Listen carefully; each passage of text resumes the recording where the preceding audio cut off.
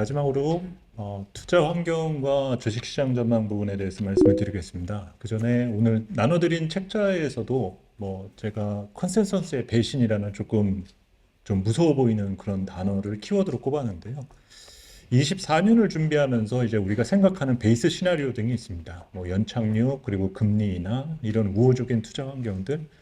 사실 실수를 줄이고 투자하는 데에는 집단 지성을 따라가는 것이 올바른 선택일 수 있겠죠. 근데 이제 최근에는 이런 시장에 대한 해석과 경제 분석이 조금 획일화되고 우리가 신뢰할 수 있다라고 믿고 있는 이런 컨센서스에 대한 신뢰도가 과연 높느냐에 대해서 한번 계속 의문을 갖고 있는 상태입니다. 그래서 아무래도 이런 자리에서는 조금 더 편하게 의견을 나눌 수 있는 자리이고 특히 이 자리에 계신 분들과 사이에서는 너무 소수의 의견이라 하더라도 그런 다양한 시나리오에서 우리가 기회 요인을 찾는 것이 새로운 한 해를 준비하는데 보다 중요하다고 저희는 생각을 했기 때문에 여러분들의 상상력을 조금 더 말랑말랑하게 만들어드리기 위한 하나의 과정이다라고 보시면 좋을 것 같습니다.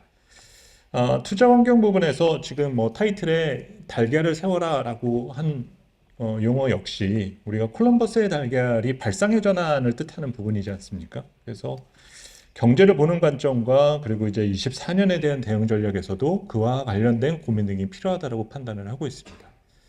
코스털라니의 달걀 모형 이론에서 지금 우리가 서 있는 위치가 어딜까라는 점은 물가가 필크아웃하고 금리가 정점을 통과하는 구간.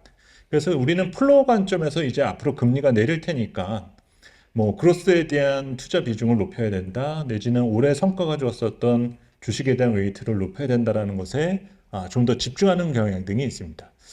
하지만 오른쪽에 보시는 것처럼 지금부터 보다 중요한 것은 이런 고금리가 방향을 바꿨을 때 실물 경제에 가해지는 영향들도 우리가 체크해야 되고 각 경제 주체들에 대한 펀더멘털을 체크하면서 문제가 없다라면 상관은 없겠지만 이 경제 주체들이 취약해졌을 때 발생 가능한 시스템 리스크에 대해서 대비하는 부분 등이 필요할 수가 있다는 점이죠. 그런 측면에서 과연 주식시장은 그런 우려를 얼만큼 가격에 반영했느냐에 대해서는 다소 좀 저희는 회의적인 시각을 갖고 있습니다. 교보증권이 시장 전망을 조금 더 보수적으로 봤다라고 해서 마치 이제 시장이 무너지기를 기다린다라고 생각하실 수도 있지만 전혀 그렇지는 않고요. 단지 지금 주식이 그렇게 싸 보이지는 않는다는 점 등을 강조하고 있는 거고 현재는 앞으로의 경기 흐름 등을 고려해 봤을 때 현금의 가치 그리고 채권의 매력이 좀 더 상대 우위에 있다는 점들만을 조금 더 강조하고 있고요. 만약 그런 침체 요인이 가격에 반영이 돼서 약간 가격이 뒤로 후퇴하는 상황의 변화만 보이게 된다라면은 충분히 투자에 대한 투자에 대한 웨이트를 높여나가는 것이 올바른 선택이 될 수 있다고 보고 있습니다. 지금 화면에 보시는 거는 미국의 소비자 물가 그리고 이제 미국의 정책 금리를 보여드리고 있고요. 요즘 들어서 이제 미국의 물가 상황에 대해서 7, 80년대와 지금의 상황을 많이 비교하는 상황들을 보여드리고 있죠. 그래서 물가가 진정되었다라고 하지만은 이제는 저물가로 간다라 볼 수만은 없고 단순히 물가 상승 속도가 느려졌다라고 볼 수가 있습니다. 그리고 지금의 어떤 물가 상황은 여러 공급망에 대한 변화라던가 또 미중 관계에서 비롯된 구조적 영향 등을 받았던 측면 등이 크기 때문에 쉽게 물가가 해소되기란 분명히 어렵다는 점이겠죠. 특히 이제 7, 80년대와 비교하는 부분에 있어서 가장 큰 차이다라면은 7, 80년대의 물가에 있어 가장 큰 영향을 주었었던 것은 결국 내구재 부분이었었는데 지금은 내구재보다는 오히려 서비스 부분에 대한 수요가 상당히 강하다라는 거죠. 또 7, 80년대에는 가장의 소득에 모든 가계 구성원들이 의존하는 영향들이 컸었습니다. 그러니까 집에 가장이 벌어들이는 소득으로 나눠 쓰는 것들이 지난 7, 80년대의 소비의 행태였다라면은 지금은 가구가 분리되고 각 세대원들 사이에서의 소득이 서로 분리되어서 발생되니까 과거와 비교해 봤을 때 가계의 소득원과 소득의 능력은 훨씬 두세 배 이상 강해졌다라고 볼 수가 있습니다. 이렇게 강해진 상황에서의 물가가 쉽게 진정될 리는 만무하다는 점이죠. 그러면 여기에서 우리가 연계돼서 우리가 살펴봐야 되는 것은 물가가 쉽게 진정되지도 않을 뿐더러 물가가 진정되지 않으니까 지금의 높은 금리 환경은 당분간 지속될 가능성 자체가 크다라고 보고 있는 부분입니다. 여기에서 지금 24년도의 물가에 대한 해석은 조금 이해상충적인 측면 등이 큰데요. 최근 들어서 반도체 부분에 대한 업황 회복에 대한 기대가 크고 내년에 반도체 업황이 개선되기 위해서는 반도체 가격에 대한 반도체 가격의 상승이 현실화되어야만 됩니다. 그런데 현재 매크로 측면에 있어서는 기대 인플레이션이 오히려 하락하는 상황에 나타나고 있는데 이 상황에서 과연 수요를 자극할 수 있는 가격에 대한 정가를 얼마나 적절하게 결정할 수 있느냐에 대해서는 의문시되어 있는 상태고 24년도 해가 바뀌면서 상반기 내에서는 이에 대한 검증 작업 등이 진행될 수 있을 거로 보고 있습니다.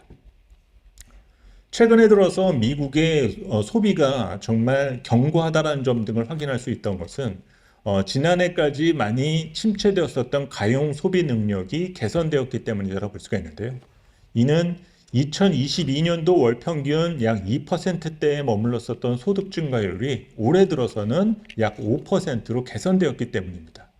문제는 이런 소득 증가가 내년에도 지속되어야만 현재 내수 소비를 바탕으로 한 미국 경제 그리고 글로벌 소비의 저항 요인이 다소 좀 제한될 수 있다라 판단하고 있고요. 결국 24년도의 경우에는 상반기 중 소비 지표가 과연 안전하게 확인되는지 등이 상당히 중요한 의미로 해석될 것 같습니다. 자산 시장 내에서 위험 자산에 대한 선호 심리가 짙다라는 것은 올해 글로벌 주식시장 결과만으로도 확인이 되는데요. 우리 국내 증시가 약 10%대 중반의 상승률을 기록을 했고 미국 기술주들, 나스닥, 일본 증시가 20%, 30%의 상승률을 보였습니다. 하나 재미난 그림이 지금 이 화면에서 보시는 그림들 중에 짙은 색으로 표시된 부분이 미국 주력 산업, 미국을 대표하는 M7 기업들의 주가 흐름을 보여드리고 있는데요. 올해 들어서 엔화의 항반과 정반대의 움직임을 보이고 있습니다. 요즘 뉴스에서 그런 내용들 많이 보셨죠. 계속적으로 추락하고 있는 엔화의 가치를 계속 사모으는 우리 국내에서 투자자들에 대한 어떤 행태들을 많이 뉴스로 접할 수 있었고 저 역시 틈날 때마다 환율을 엔화를 조금씩 사모으는 이런 관심 등을 갖고 있어 왔는데요. 물론 이제 엔화의 가치라는 것이 일본 정부와 중앙은행의 정책 방향과 일맥상통한다라고 볼 수는 있겠지만은 엔화의 약세의 흐름과 동행해서 미국의 주력 산업인 이런 M7의 주가 흐름은 계속 고공행진을 이어가고 있다는 점입니다. 이 상황에서 이제 우리가 생각해 볼 수 있는 것은 과연 현 시대와 2024년을 앞두고 안전자산에 대한 가치 평가가 정상적으로 이루어지느냐? 지금은 달러 정도를 제외하고서는 정확한 안전자산에 대한 정의를 내릴 수 있는 대상이 좀 없는 상태이고요. 24년에는 매크로 상황과 정책 환경에 대한 변화가 정책 환경의 변화가 크게 일어나게 될 수 있는 부분 등이 있을 텐데, 과연 국채, 엔화, 달러 등에 대한 가치 평가 등이 만약에 24년도에 변화가 있게 된다면 위험을 선호했었던 이런 심리와 밸류에 대한 논쟁 등은 본격화될 수 있는 여지 등은 있다라는 거죠. 이를 구체적으로 우리가 점검할 수 있는 시기는 24년 상반기부터 본격화될 것으로 저희는 보고 있습니다. 올 한 해 동안 중앙은행의 이런 긴축 상황에도 불구하고 투자 환경은 상당히 편안함을 누릴 수가 있었었는데요. 유동성 회수 목적의 이런 긴축적 통화 정책이 진행됨에도 불구하고 금융시장과 경제가 편안함을 느낄 수 있었던 주요 이유 중에 하나는 역시 앞서 점검을 해왔었던 재정 부분 때문입니다. 올 한 해 동안 가장 수익률이 좋았었던 미국과 일본, 이 둘의 공통점은 기축 통화 국가이면서 재정 부양 의지를 강하게 피력했었던 나라들이었다는 점이죠. 그리고 그 기조 자체는 24년에도 아직까지는 바뀌고 있지는 않습니다. 하지만 24년도 이후로 과연 재정과 통화 정책에 대한 밸런스를 계속적으로 유지해 나갈 수 있는지, 확장적인 재정 정책에 대한 만약에 제약이 생긴다라면 갑자기 지금 미국 정부나 글로벌 정부가 세금을 더 걷겠다라는 식의 정책 방향을 결정하지는 않을 겁니다. 하지만 세수가 부족하고 재정 여력이 부족해지게 된다면 어딘가에서는 메꿔 나가기 시작해야 될 텐데 그 과정에서 어떤 세수에 대한 확보를 통상 부분이라던가 여러 경로 등을 통해서 보전받기를 원활히 할 거다라는 거죠. 결국 24년 이후로 이런 재정과 통화 정책의 밸런스의 변화 과정에서는 여러 대외 불확실한 요인, 특히 정책 리스크에 대한 등장 가능성이 커진다는 것을 우리는 좀 생각을 해둘 필요가 있을 것 같습니다. 특히 이제 우리 한국의 경우는 지금 뭐 업황 턴이라던가 수출 개선 정도만을 믿고 본다라면은 24년에 특별한 문제점이 없을 거다라고 우리가 생각을 할 수가 있을 텐데, 앞서 말씀을 드렸었던 것처럼 결국 수출에 영향을 미칠 수 있는 영향이 만약 등장을 하게 된다라면은 이는 정책 리스크와 우리 수출을 겨냥한 어떤 통상 부분의 이슈가 등장할 가능성 자체가 있다는 점이죠. 이런 부분 등의 실질적인 논쟁은 아마 해가 바뀌면서 본격적으로 시작될 것으로 보고 있습니다. 순수하게 물가가 미치는 영향에 대한 부분 등을 점검을 하면요. 지금 화면에서 보시는 것은 코스피의 전년비 변화, 코스피의 주가지수 변화율과 그리고 물가 기업 마진을 보여드리고 있습니다. 그리고 이 물가 기업 마진이다라고 하는 것은 코스피에 대략 한 6개월 정도 선행하는 지표로 알려져 있는데요. 지난 10월 달서부터 이 지표가 꺾이기 시작을 했습니다.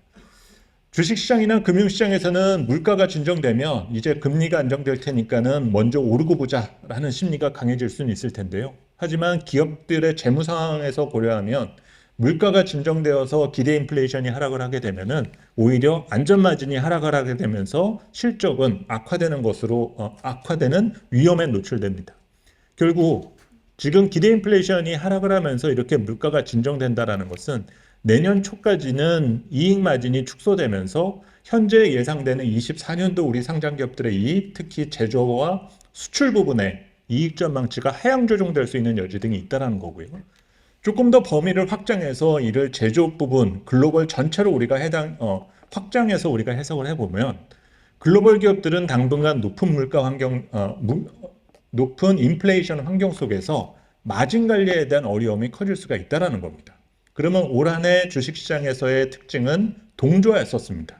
반도체가 AI가 좋으면 미국 AI도 좋고 우리 AI도 좋은 이런 현상 등이 빈번하게 일어났었는데 생산 비용에 대한 부담이 각 산업과 기업 내에서 서로 차별적으로 나타날 수 있는 여지 등이 있게 된다면 오히려 24년도는 탈동조화 내지는 양극화 가능성에 대한 그리고 선택에 대한 문제가 투자자들에게 주어질 수 있는 여지가 있다. 이것을 우리가 옵션과 시나리오로 생각해 볼 필요가 있지 않느냐는 점이죠. 그래서 물론 이제 우리 기업들과 우리 산업이 꼭 피해를 보라는 법이 있는 것은 아닐 겁니다. 하지만 그 시나리오에 대해서는 옵션에 우리가 생각해둬야 될 문제가 크다라고 저희는 판단을 하고 있습니다.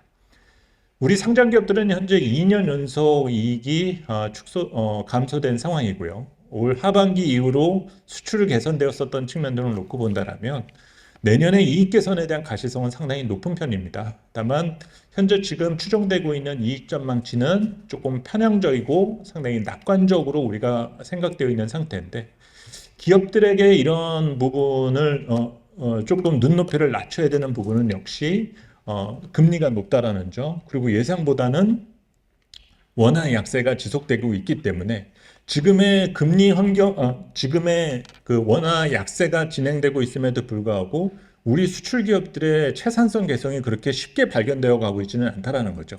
이는 지금 환율이 하락함으로써 얻는 수출 경쟁력에 대한 부분이 수출 경쟁력의 이점을 우리 기업만 보고 있는 것은 분명히 아니고 다른 쪽에 우리 기업들이 오히려 경쟁 열의에 있는 모습 등을 현재 보여주고 있다는 점입니다.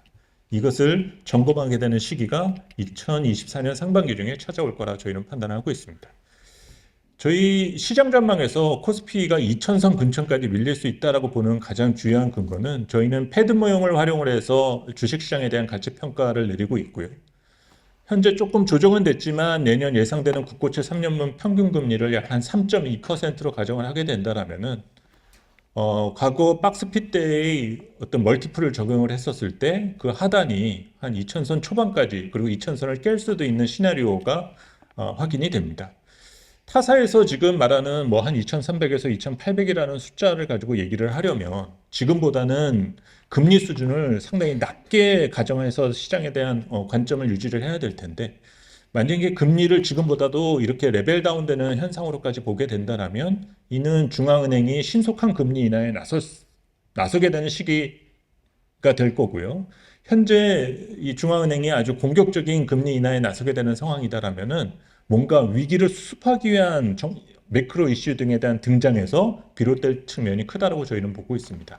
그래서 우선 주식에 대한 웨이트를 좀 높여나가기 위해서는 가격 조정이 선제적으로 일어나야만 되고, 그 전까지는 상대 그 우선순위에서는 조금 뒤로 밀려 있다 정도로 생각을 하는 것이 좀 더 필요할 것 같습니다. 여러 번 보여드렸었던 부분이지만 올해 우리나라 주식시장은 방향보다는 레벨의 특성을 갖고 있습니다. 이제 한 달 남은 올해 주식시장, 올해 코스피의 평균값은 2,493포인트 정도 수준인데요. 뭐 한때는 2,600 넘어가면서 금방 엄청난 확장 국면에 갈 것처럼 보였다가 10월 들어서 다시 뒤로 후퇴하는 모습도 보였고요. 최근에 들어서는 다시 2,500 정도에 수렴하고 있는 상태인데, 이 영역대에서 당분간 벗어나기는 쉽지는 않다라는 거죠. 너무 방향에 집착할 필요가 없고, 오히려 지금 상황에 맞는 어떤 적응하는 과정이 오히려 좀 더 중요한 부분이 될 수 있을 것 같고요. 경제의 진폭이 줄어들고 대외적인 정책 리스크에 우리 기업들이 노출된다라고 가정을 하게 된다면, 2010년대에 우리가 경험했었던 2000선을 기준으로 한 어떤 등락만 반복되던 시기가 단순히 지수가 레벨업 되었지만 방향을 찾기는 쉽지 않은 우리 주식시장만의 어떤 특성을 조금 더 이해하면서 전략을 수립하는 것이 현재로서는 필요하다고 저희는 판단을 하고 있습니다. 내재 가치 측면에 있어서 투자 매력은 분명히 없지는 않습니다. 하지만 이런 북밸류 측면에 있어서의 투자를 기준하는 데 있어서 현재 금리 자체가 높다라는 것은 역시 고려해야 할 상황이다라고 볼 수가 있는데요. 적정 PBR이라는 것을 우리가 산출하려다 보면은 결국 그 산식 중에는 결국 금리라는 변수를 우리는 대입을 해서 점검을 할 수밖에 없는데, 현재 절대금리 자체가 높은 상황에서 주식이나 다른 자산 시장에 대한 기대 수익도 조정이 있을 수밖에 없다는 점이죠. 현재 우리가 가지고 있는 장점이다라고 한다라면은 환 관점에서 조금 저평가 요인이 있다라 볼 수가 있고, 하지만 금리 부분에 있어서는 주식이 가지고 있는 저평가 매력이 상쇄되어 있는 상태다라고 볼 수 있을 것 같습니다. 현재는 가계의 소득과 고용 부분이 풍부한 일자리와 그리고 가계의 소득원이 가계를 보호하고 있는 부분 등은 우리가 이해할 수 있는데요. 하지만 이런 고금리 환경 자체가 유지되었을 때 과연 우리 기업들이 받게 되는 재무적인 부담, 수익성 저하 등에 대한 체크가 24년 이후로는 진행될 수 있는 여지 등이 있다라 판단하고 있고요. 결국 기업들에 대한 이런 위험 요인 등을 진단하면서 그 가격에 대한 부분, 진단한 이후에 기업 가치에 반영하는 어떤 과정 등이 선제적으로 저희는 상반기 중에 필요하다고 판단을 하고 있습니다. 결론적으로 투자 환경 측면에 있어서 이제 우리가 고려할 것은 지금의 높은 금리 환경이 당분간 지속되고 바뀌지 않았을 때 우리 경제 주체들이 받게 되는 부담과 영향 등에 대해서 새롭게 고민해 볼 필요가 크다 판단하고 있고요. 주식은 지금은 조금 어중간하다. 가격 조정이 있다라면 괜찮겠지만 오히려 지금과 같이 어중간한 위치에서는 성급할 필요가 없다라는 정도의 결론으로 제가 맡고 있는 부분을 말씀을 드리면 좋을 것 같습니다.